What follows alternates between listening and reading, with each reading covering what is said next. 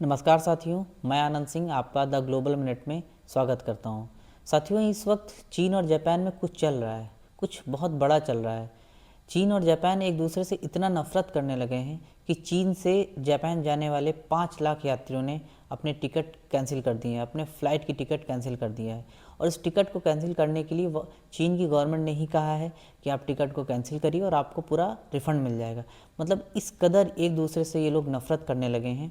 ये ऐसा ही नफ़रत है जैसा ही भारत और मालदीव के जब रिश्ते ख़राब हुए थे, उस समय भारत और मालदीव के जब उस समय रिश्ते ख़राब हुए थे, तो पूरा भारत देश ने मालदीव को बॉयकॉट किया था।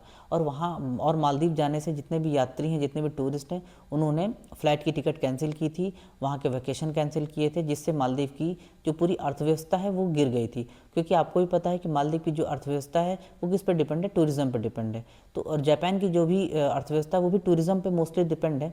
चाहे आप जापान में आप वहाँ पे आइलैंड पे बहुत लोग जाते हैं, चाहे वो होन्सू आइलैंड हो, होकाइडो आइलैंड हो, या और भी बहुत सारे आइलैंड है, लोग वहाँ पे वैकेशन मनाने जाते हैं क्योंकि चाइना में लोग पैसा बहुत कमा चुके हैं। और चाइना से पैसे खर्चा करने वो लोग, क्योंकि चाइना वाले लोगों को, चाइना के लोगों को घूमना बहुत पसंद है और वो जापान जाते हैं, अपनी छुट्टियां मनाते हैं, अपना वैकेशन मनाते हैं।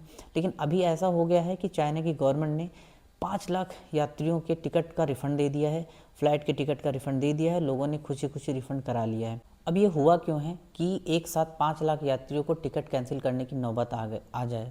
और इवन जापान के प्रधानमंत्री ने तो ये भी कह दिया है कि चाइना जाने वाले यात्रियों से ये कह दिया है कि थोड़ा संभल के जाइएगा, थोड़ा संभलिएगा, ठीक है। और दूसरी बात ये है कि वहाँ की जो जो चाइना है, चाइना की गवर्नमेंट ने तो मतलब यात्रियों को रोका और इनका रिफ़ंड करा दिया है।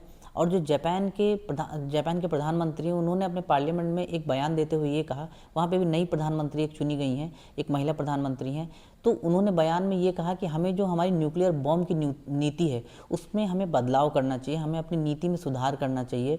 और इवन चाइना ने तो क्या कर दिया, चाइना ने जापान के एक आइलैंड पे अपनी आर्मी भेज दी।